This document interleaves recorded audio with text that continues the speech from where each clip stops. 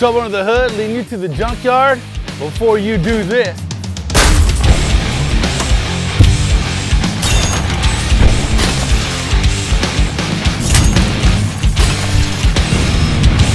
watch this. There's not a lot worse than driving around your vehicle on a hot, humid day without AC. I mean, you can compound that by having the in-laws in there, but really, it's terrible.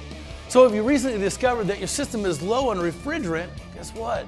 You have a leak, and you don't have to suffer any longer. Red Angel AC Stop Leak. It has the remarkable ability to repair and seal AC leaks in condensers, evaporators, connection hoses, gaskets, and O-rings. It contains no solid or particulate matter that's going to clog your AC system or harm a recovery unit.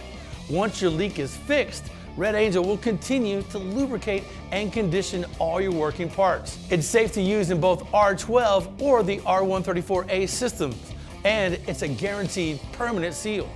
So we understand the hard part repair is always going to be your best option. However, if your vehicle just isn't worth that kind of investment, this is real simple.